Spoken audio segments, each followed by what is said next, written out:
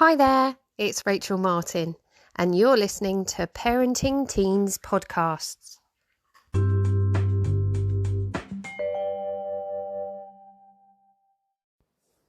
Hi there. On this episode, I've got a special guest, Simon Morykin from HMRC.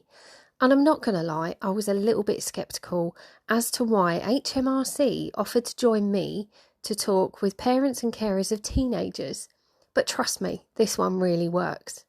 In today's episode, we're going to cover things about child benefit. So if your teenager has just left education and you're not sure if you're still eligible to get those payments, it's well worth a listen to find out how all that works. There's a deadline of the 31st of August to let HMRC know to make sure that your payments don't stop.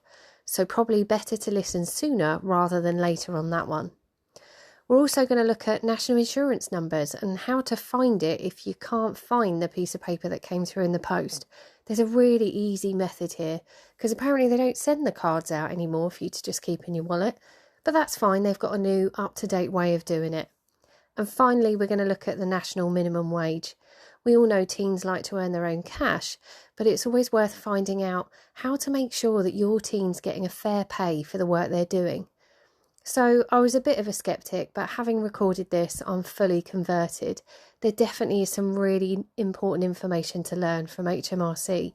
So give it a listen, and I hope you learnt as much as I did.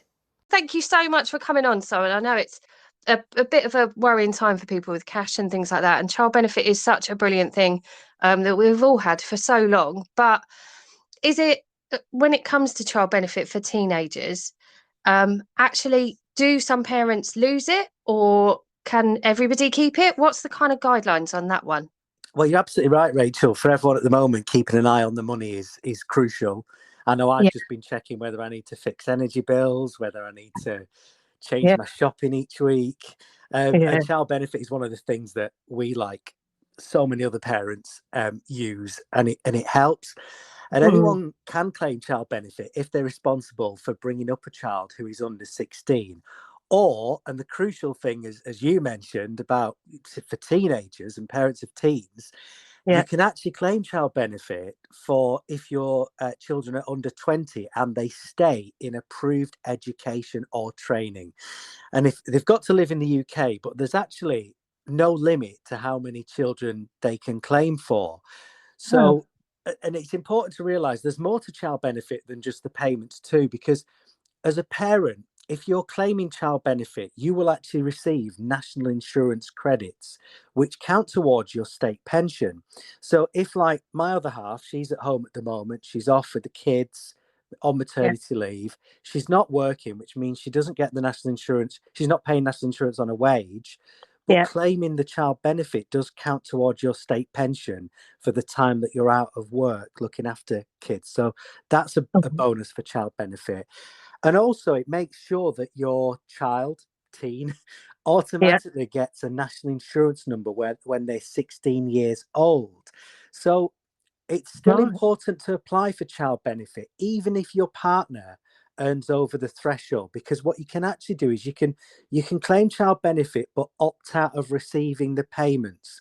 That might sound odd, but what it means is you do still receive the national insurance credits if you're off and not working, and your child will get their national insurance number at the age of 16. It's really easy to check if you can apply and how you need to do it. You can read more on gov.uk, just search claim child benefit. But that key is the 31st of August deadline, that if your child is going on into the full-time non-advanced education, and we can talk through that in a minute, but if they're 16 and over, you can actually continue in some circumstances to claim that child benefit money. I never knew it had these secret little extra things behind it as well. With the national insurance, I never, because it's not something I'm going to search or need to know, but now I know, it's like, actually, that's really interesting. Absolutely, that's it. Until you look at these things and you read through the article on like gov.uk, it actually helps a lot, qualifying for that national insurance number that we all know. The minute you start a job, the first thing they ask, what's your national insurance number? You never know, never find it, find that card anymore. It's madness. So, but we will get to that one. There's a wicked answer for that one. But and the state pension credits. Just, yeah, no idea at all that it actually triggers further than that. You just kind of think it's a benefit you get for having kids, then you take it or you leave it. But yeah, it's really good to know that there's more stuff that comes with it without, yeah, because Yeah. let's be honest, I'm not going to read that article on .gov. I'm just not. I But don't mean that's to it. sound But cruel, but yeah. just knowing that if your partner earns more money than is allowed to claim for child benefit, you can still register for child benefit, opt out of receiving the payments, but it'll fill in your national insurance credits. So Yeah, that then what an helps for absolute your result. state pension. Yeah. Yeah, just and you'd always be silly not to really because you opt out, job's done, that's it. It's a one-off Yeah. job. And then it's So done. Yeah. And just keep it yeah, updated. Keep your eye on it every year. If something changes, just log in and update it on the app. yeah, fab. So you mentioned in there as well that obviously when kids leave at 16, if they go into, we will get to the approved education posh word thingies. But at what age you met? I'm sure you mentioned a minute that it was up. So it's up to 20 that you can actually claim for child benefit still. Yeah, that's right. If they're under 20, you will still be able to claim for child benefit. So this is Wow. if you're a parent or a carer of a young person aged over 16, Yeah, and they're staying in full-time non-advanced education or training, yeah, let us know. Now, it's important that if you're wanting to continue to claim that child benefit, you need to let us know, as you said, Rachel, by the 31st of August, yeah. after your child's 16th birthday. Right. If you don't tell us that they're staying on in that non-advanced education, your payments will automatically stop because it's assumed that they've gone on to do something else and they won't Right. qualify. But if it's non-advanced or if it's approved education or training above the age of 16, then you can tell us about it and the child benefit payments can continue. Magic. So the obvious next question, what is this non-advanced or approved education or trade? What is it? Who fits, who doesn't? Good question. So the education must be full-time, and that's Yeah, more than an average of 12 hours a week, supervised study or course-related work experience. So examples of these can include A levels or similar, okay. uh, T levels, the Scottish Highers, NVQs, and other vocational qualifications up to level 3. Don't worry about trying to remember all this. You can go on gov.uk and search claim child benefit and it will talk you through it all. It also includes home education if it started before your child turned 16 or after 16 if they've got special needs. And traineeships in England are included as well. So you Wow. you can claim your child benefit after the age of 16 if your child is carrying on with A levels, T levels, home education if it started before they turned 16. Magic. And of 12 hours a week. That's Yeah. brilliant to know that because obviously not all of them manage the 3, 4 A levels that some people go for. And you could kind of worry then if you'd still be eligible. But yeah, 12 hours, that's brilliant. Who knew? If your child is studying an advanced, I'm saying child here at 16, right? Well, yeah, no, it's fine. If your teenager is studying like an advanced course, it's like a uni degree or one I did myself, a BTEC, Yeah, then you can't get child benefit because that's the advanced education we're talking about. right. Or if a course is paid for by an employer. So that's when you can't get your child benefit. But for the other situations I described, that education's full-time, more than average of 12 hours a week, Yeah. supervised study or course related work experience, then you can continue to claim, but you've got to let us know by the end of August. Okay.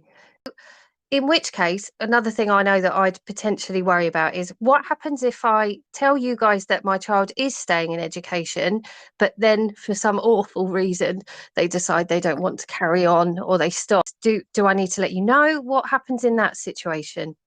If your child decides that they don't want to attend education anymore, just let us know as soon as you can. You can do it quickly and easy online. Just go to gov.uk and search child benefit. It talks you through step by step there. Click, click, click through the pages. And you can complete the online form as well to tell us if your child is leaving that approved education or training. And it's that easy. Go online, tell us, and that way we're not going to be paying you money that you might have to pay back. Brilliant. Brilliant. Yeah. Well, it makes sense. And, we all understand that it'll it'll have to come back if we don't let you know. So it's nice to hear it can all be done on a line. It's all quite a quick process. You know, you get the fear of like, oh no, I just want to sort it out. So when it's Yeah. online, that makes it a lot easier and a bit of a less worry. So it all sounds quite straightforward when you kind of understand it, and that there's support on your website to kind of help us through it. So where do they go to fill out this questionnaire and let you guys know to sign up to continue their child benefit? So it's really easy. You can do this on gov.uk and search child benefit, or Yeah. you can log into the HMRC app, which Oh, a lot of people don't know about. Some people do, some don't. It's really handy. It's in all the app stores as usual, just the way you'd normally get an app on your phone or tablet. Download it. It's obviously free. Download it, get it from the App Store or Google Play. You yeah. sign in using your government gateway ID, which Okay.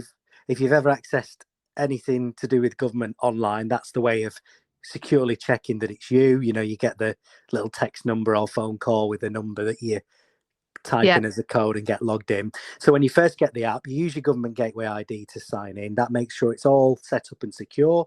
Once that's set up, sign into the app. You can then set up a PIN, like, or a fingerprint, or mine does the face recognition ID.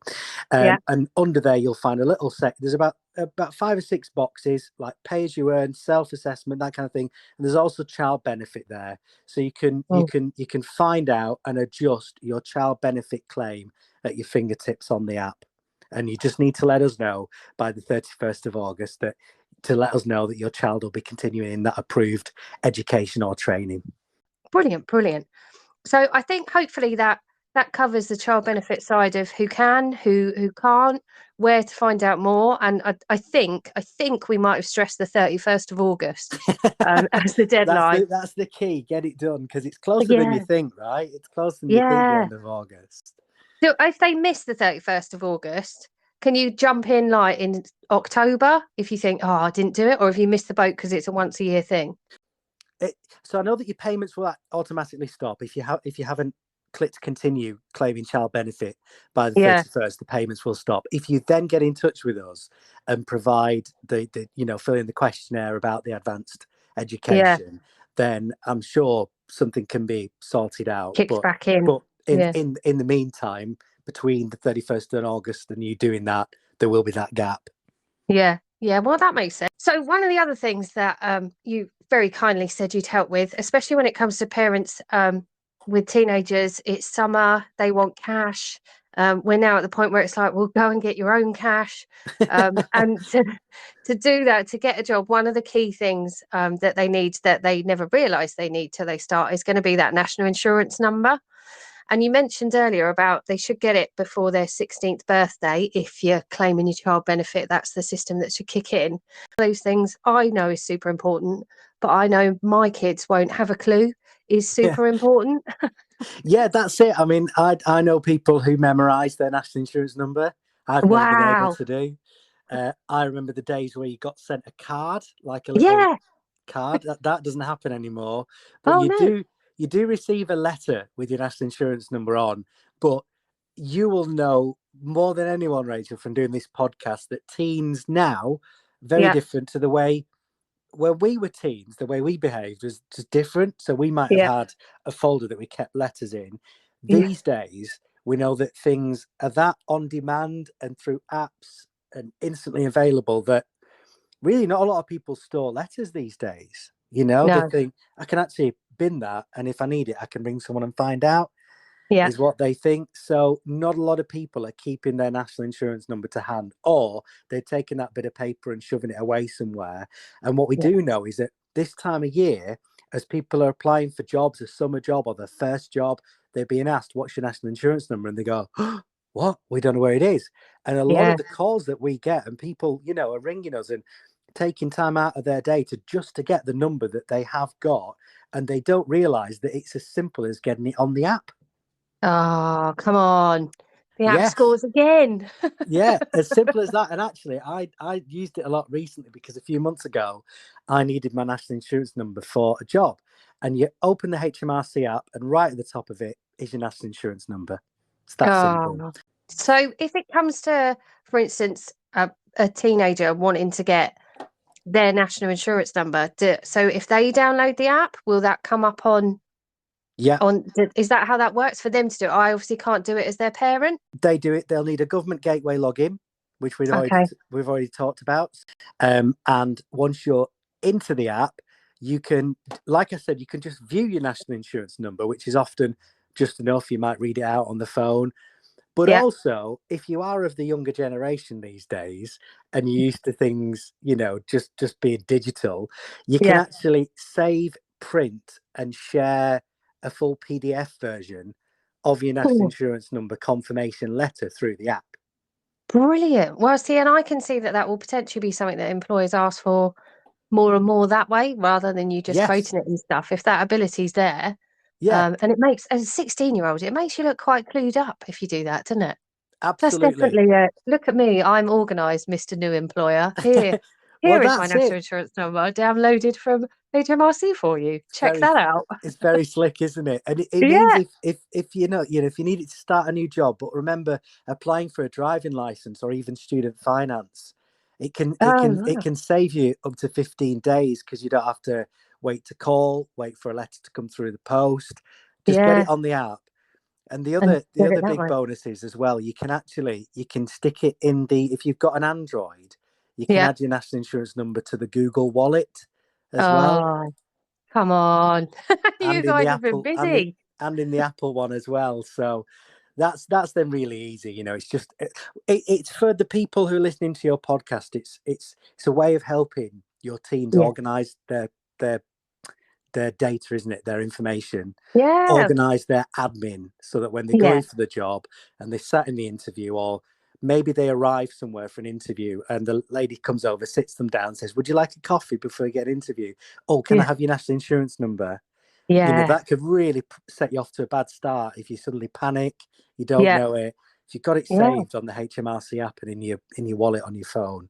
It's such an important piece of information for them to hold and control for themselves. I think it's really important that it's their app, it's their number, it's stored their way. To me, it just is such a nicer way for teenagers to introduce themselves to the world of, take this the right way, Simon, scary HMRC with all the information you guys have and hold, that makes it more accessible and more, well, just easier for them, because that's what it's about, really, isn't Yeah, it? it is. And that's what we do.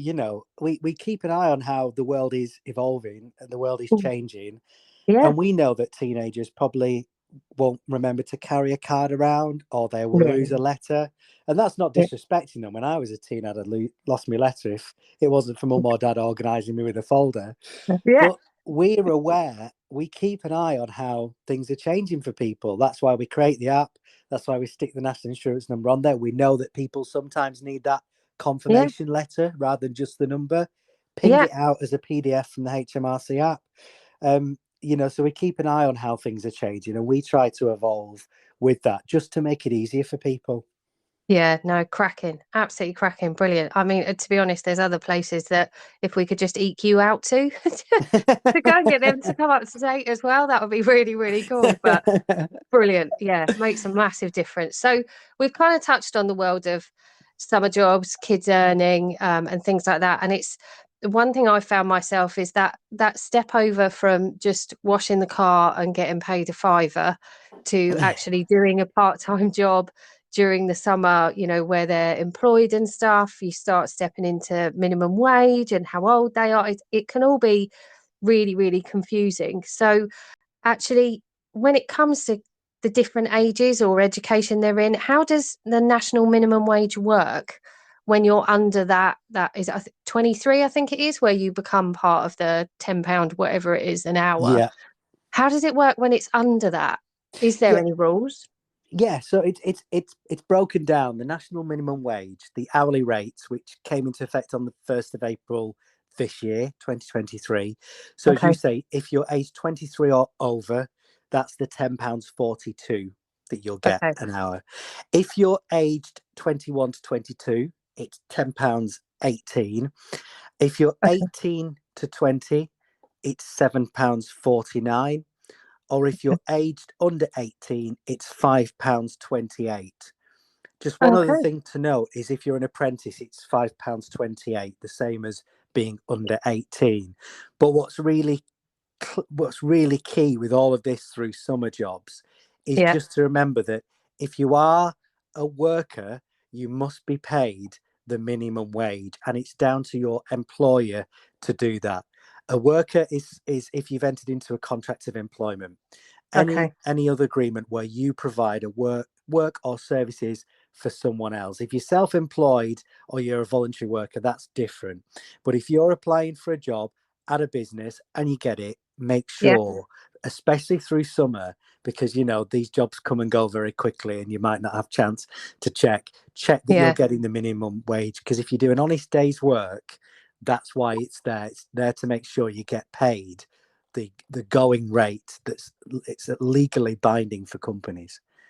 Oh, so if you do that, obviously, I imagine there's loads of teens out there who've picked up summer jobs whilst they've got the time, or especially after they've finished exams and had months off, to be honest. What do you do if you work out that you're not being paid that?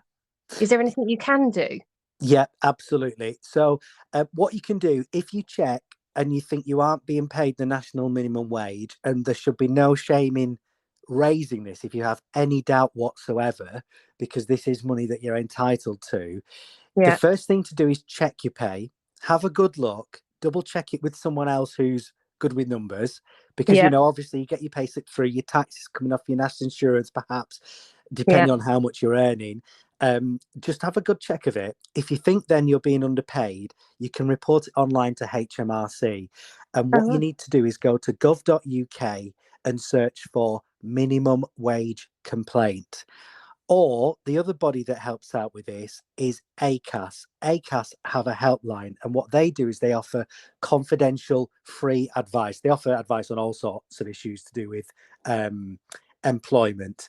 They look after your workplace rights, that kind of thing. But they're there as well to help talk through it. So if you don't have anyone around who can help you with your pay slip, ACAS, I can't actually remember what it stands for, ACAS, but they are there to help as well. But you can call them and get that advice and go through your payslip if you like. But we do a lot of work to make sure that employers are paying the minimum wage, because there are things we can do if they're not. But if you feel you're not getting paid the right amount, put the complaint in, and then we pick it up and take it from there and go and make sure everything's correct. Wow, well, it's just nice to know that, because in my little narrow-minded world, the minimum wage was for, like you say, over 23, working full time, £10 something, and under that, I didn't think there was anything at all. So it's great to know that actually there is that protection for the people who do just do the summer jobs to tide them over, or the part-time job whilst they're only doing 15 hours a week at college, and picking up another job just to fill the gap in. To know that there is a minimum that they should be picking up, because I don't think we realise that. I don't think we know. I think it's kind of you're lucky to have a job at this age. So be polite, good manners, go and work a hard day and take what you get and be happy with it. So that's it. And I think from our generation, Rachel, I think you're always, if we're perhaps brought up under the sense that you had to prove yourself to get a good job, or you had to work hard to really earn a job. I think I certainly remember that feeling when I was younger, that you put in a week for free to prove yourself, and that doesn't apply now. People need to be paid honestly and fairly. If you have people working for free to prove themselves, that's when you end up in a mess, and things get abused. That's why the national minimum wage is there. So just check. If you feel you're not getting paid right, there's no shame in reporting it for us to look into, none whatsoever, because there's a good chance that it's happening to more than one person if you're being underpaid, and that way you're doing all your colleagues a good service. And perhaps there's a tendency, for companies employing people who work through the summer to, they might want to cut corners. They might think, oh, I can save a few pounds here and there, and that's not allowed. That's illegal. But at the same time, if employees are listening to the podcast thinking, well, I'll do my best, we've got a lot of support available for the employers. They can access the employer's guide on gov.uk on calculating the minimum wage as well. We work and have lots of videos and webinars available on our gov.uk site for employers to help them get it right first time to pay the Yeah. national minimum wage correctly. Which is brilliant because, like you say, it's not, when you're 16 years old, you've just done your GCSEs, you're aware you want to do something, and it's not easy to find those jobs. So I do applaud the people who do employ those kids who are under the age of 23 and stuff. And yeah, with all the support and the awareness that's out there, it can be an easy win for everybody if it's just done the right way and the knowledge is there. So it's Yeah. great to know the support's there both sides. But yeah, as a parent, I certainly had no idea that actually there was when you were under. I think I thought it was when you're under 18, but obviously there's a sliding scale on it even more so than that. So yeah, Yes. which is great to know. Had no idea. No idea. We've learned Fantastic. something from this podcast, haven't we, today? Indeed. I'm full of it. I'm literally, and I haven't got your app, and now I'm going to go and download your app because I'm like, well, actually, I'm not at the point of clicking the button for the 31st of August myself, but I'm not far off. So I will have that there. So I know I don't forget because I had no idea about all this stuff. So I admit myself, I was a skeptic to begin with, Simon, for how a conversation with HMRC for parents of teenagers was going to work. But actually, this has been such a wealth of information and something that is so simple to put in place, but makes such a difference in so many different ways for the teenagers and for peace of mind for me as a parent to know there is an easy way and that they can manage this and not lose the piece of paper and get paid fairly and adequately for what they're doing. And I can still get the child benefit and not think, should I? Shouldn't I? Oh no, I don't want the payment to stop. But how do I? It's Yeah. just been brilliant. So thank you so much for your time and your knowledge, for sharing it to, make sure parents there and teenagers are getting the best end of it and, doing things in a non-complicated way for once. Hurrah! Yeah. Thank you for having me on to talk about it today.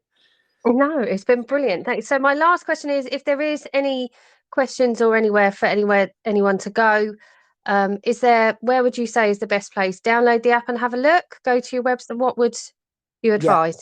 Yeah. The easiest place I found by far to access the information we've talked about today is on the HMRC app.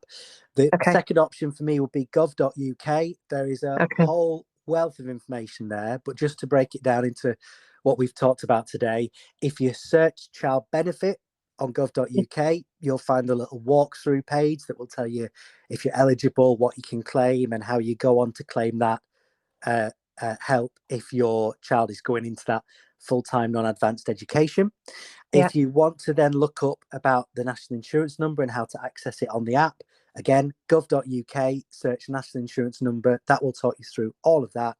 And if you want to find those numbers again for the national minimum wage for summer jobs, the ages, the breakdown, who it applies to, gov.uk, just search national minimum wage and it will talk you through it all on there.